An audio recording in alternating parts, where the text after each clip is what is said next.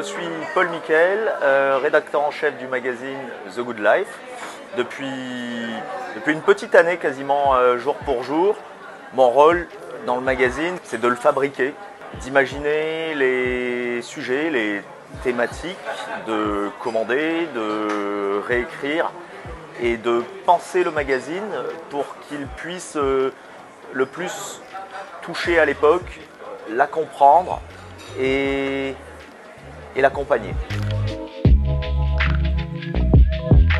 The Good Life est un magazine qui jusqu'à présent était un bimestriel qui depuis cette année, depuis 2024, est passé en trimestriel pour une raison toute simple.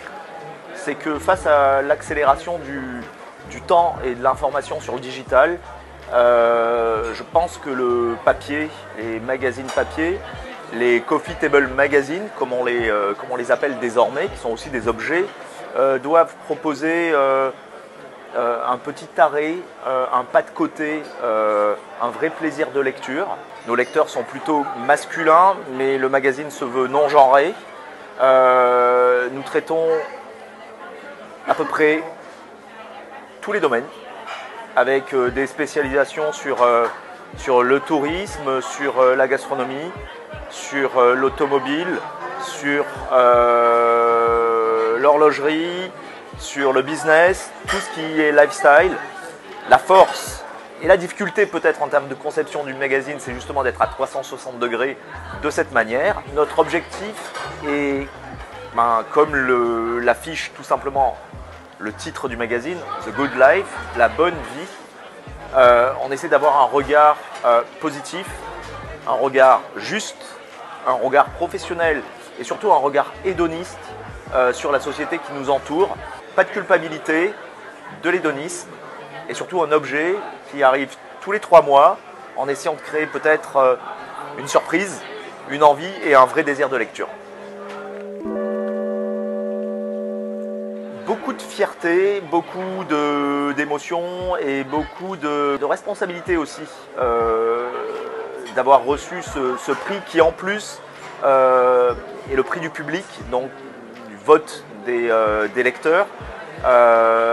Beaucoup de plaisir parce que ça veut dire que nos intuitions éditoriales, notre façon de raconter l'actualité est comprise et appréciée par nos lecteurs. Ce qui est écrit sur papier reste et même si on traite de sujets qui parfois peuvent être non essentiels, alors que justement on traite plutôt de sujets de plaisir, et aujourd'hui Dieu sait si le plaisir est quand même un élément hyper essentiel dans notre société qui est tellement anxiogène.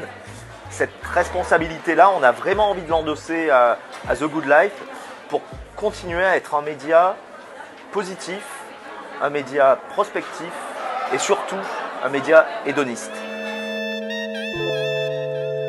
Alors le premier message que j'aurais envie de faire passer serait extrêmement pragmatique. Continuez à nous aimer, continuez à nous acheter et nous continuerons à travailler parce que hashtag print is not dead.